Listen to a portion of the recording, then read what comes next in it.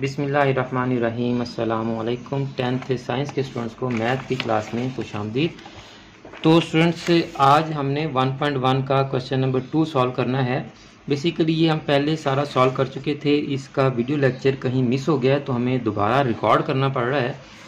तो quadratic equation को solve करने के हमारे पास 3 मेथड हैं, by factorisation, by completing square और बाय क्वाड्रेटिक फार्मूला।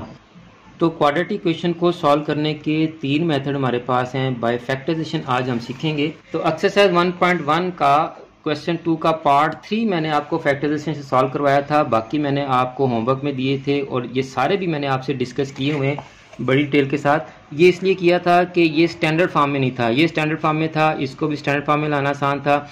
इसका स्टैंडर्ड फॉर्म में लाने के लिए पहले इनको इधर लेके जाना पड़ना था, फिर इधर लेके आना था, ये सारा कुछ हमने किया था। तो आज इसका सॉल्यूशन जो है मैं आपके साथ दोबारा से डिस्कस कर लेता हूं जी फैक्टराइजेशन से। ये आपका क्वेश्चन 2 का पार्ट 3 जी। 4 - 32x = 17x²। तो आपको पता है कि क्वाड्रेटिक इक्वेशन की स्टैंडर्ड फॉर्म यानी 2 दर्जी मसावात की म्यारी शक्ल ये है जी। पहले x² वाली रकम, फिर x वाली, फिर बगैर x वाली। तो ये तरतीब आगे पीछे है। तो सबसे पहले हमने इसकी तरतीब लगानी है। तो हम क्या करेंगे, बजाय इसके कि इसको इधर लेके आए, ये माइनस में हो, फिर इसको पॉजिटिव करें, तो आप इन दोनों को उधर ले जाएं। इसको भी हम इधर ले आए, ये -32x था, +32 हो गया, ये +4 था, माइनस हो गया। अब हम इसकी फैक्टराइजेशन इधर भी कर सकते हैं, लेकिन हमारा एक माइंडसेट बना हुआ है कि ये लेफ्ट साइड पे होगा तो हमसे सॉल्व होना है, राइट साइड पे तो सॉल्व भी नहीं हो सकता। हालांकि ये इधर भी सॉल्व हो जाएगा, लेकिन अगर आपकी सेटिस्फेक्शन इस तरह से है कि ये लेफ्ट पे हो और 0 राइट पे हो तो कोई बात नहीं, आप इसको लेफ्ट पे और 0 को राइट पे कर लें, आपको सॉल्व हो जाएगा जी। अब फैक्टराइजेशन आपने 9th में बड़ी डिटेल से सीखी हुई है। आपका चैप्टर 5 सारे का सारा फैक्टराइजेशन का था, बहुत ज़्यादा क्वेश्चन थे उसमें फैक्टराइजेशन के। तो आपने 8th में भी ये की हुई है। 8th में तो हर मेथड की अलग से एक्सरसाइज थी, अगर आप भूल गए हैं तो थोड़ा सा रिकॉल करें जी। तो मेथड मैं आपको बहरहाल बता देता हूँ। इस वक्त आपकी स्क्रीन पर एक थंबनेल आ रहा है, आप इस वीडियो को लाजमी देख लें। इस वीडियो में मैंने बड़ी डिटेल से फैक्टराइजेशन लेनी सिखाई है जी। तो आप इस वीडियो को देख लेंगे तो आपका ये फैक्टराइजेशन वाला मेथड इंशाल्लाह बहुत अच्छी तरह आपको आ जाएगा। बहरहाल यहाँ भी मैं सारा प्रोसेस आपको डिटेल से समझा रहा हूँ जी। सबसे पहले हमने क्या करना है कि x² के साथ जो कोएफिशिएंट है उसको और बगैर x वाली रकम को मल्टीप्लाई करना है, यानी x² के अद्दी सर को और बगैर x वाली रकम को। 17 को 4 से मल्टीप्लाई किया तो 68 आया। फिर हम इसके ऑल पॉसिबल पेयर्स बनाएंगे। 1 × 68 68, 2 × 34 68, 4 × 17 68। पहला स्टेप आपको समझ आ गया कि जी x² के कोएफिशिएंट को कांस्टेंट से मल्टीप्लाई करना है और पेयर बनाने हैं। अब हमने इनको प्लस माइनस करके सेंटर वाली टर्म लानी है। तो कैसे पता चलेगा हमने इनको प्लस करना है या माइनस करना है? ये जो थर्ड टर्म बगैर x वाली है, इसके साथ जो साइन है हमने वही ऑपरेशन यहाँ करना है, यानी यहाँ हम इनको माइनस करके 32 लाएंगे। तो ये 34 और 2 को माइनस करें तो 32 आता है हमारे पास। अब ये 32 का ब्रेकअप के लिए हम इसको ब्रैकेट में लिख लेते हैं। मैं यहाँ अगर आपको करके दिखा दूँ तो आपको समझ आ जाएगी, क्योंकि ये हुआ पड़ा है तो समझ नहीं आएगी। 17x² प्लस 32 का जो पेयर लिखना है उसके लिए ब्रैकेट लिख लेंगे, x - 4 = 0। अब यहाँ पर हमने ये जो पेयर सेलेक्ट किया है, इसकी बड़ी रकम पहले लिखनी है और छोटी रकम बाद में लिखनी है, और जो ऑपरेशन हमने करना है वो कर देंगे। जब ब्रैकेट खोलेंगे तो आपके साइंस ऑटोमेटिकली एडजस्ट हो जाएंगे।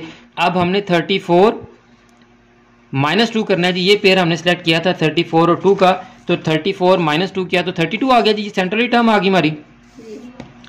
अब यहाँ पर प्लस है तो साइन यही रहेंगे, अगर यहाँ माइनस होता तो साइन ऑटोमेटिकली आपके एडजस्ट हो जाते। आपके साइनों का मसला भी हल हो जाना था।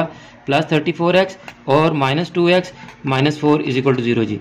अब आगे यहाँ पे आ जाए जी। अब आपकी 2 टर्म्स ये हैं, 2 टर्म्स ये हैं, इन दोनों में से 17x कॉमन आया, मुश्तरक आया। 17x कॉमन आ गया तो 17 कॉमन, x² में से x कॉमन तो अंदर x बच गया। 34x में से 17x कॉमन तो 34 को 17 पे डिवाइड किया तो 2x यहाँ पे था, कॉमन चला गया तो कुछ नहीं आएगा यहाँ पे, अब सिर्फ 2 आएगा। -2x - 4 में से -2 कॉमन, अब -2 कॉमन लिया है तो अंदर के साइन चेंज हो जाएंगे, तो ये आपके पास x + 2 बच गया। आपका ये क्वेश्चन ठीक होने की निशानी ये भी है कि आपके इसमें और इसमें ये जो ब्रैकेट वाली टर्म्स हैं ये आपकी सेम साइंस के साथ आएंगी, x + 2 x + 2। अब इसमें और इसमें x + 2 कॉमन है, इसका x + 2 कॉमन तो अंदर 17x बचा, इसका x + 2 कॉमन तो अंदर -2 बचा। तो अब ये आप इन दोनों टर्म्स को 0 के इक्वल कर लें तो आपकी दो रूट्स आ जाएंगी जी। x+2 को 0 के इक्वल किया, 17x-2 को भी 0 के इक्वल किया, +2 इधर आके -2 हो गया, और 17x-2 में से जब -2 को हमने इधर लेके गए तो 2 हो गया। अब 17 इधर मल्टीप्लाई आ रहा है तो इधर आके डिवाइड हो जाएगा। तो ये दो आपके आंसर्स आ गए हैं, इनको हम रूट्स भी कहते हैं। ये आपने नई टर्म सीखी होगी, रूट्स। तो आप जब भी किसी अननोन का आंसर लेके आते हैं तो उसको हम रूट्स कहते हैं। तो क्वाड्रेटिक इक्वेशन की दो रूट्स आती हैं, तो ये आपके दो आंसर आ गए हैं, ये आपका सॉल्यूशन सेट है जी। ठीक है जी, तो ये हमने आपको फैक्टराइजेशन से आज क्वाड्रेटिक इक्वेशन का सॉल्यूशन सेट फाइंड आउट करना सिखा दिया है। नेक्स्ट वीडियोस में हमने आपके साथ इन बाकी के क्वेश्चंस के सॉल्यूशन शेयर किए हैं।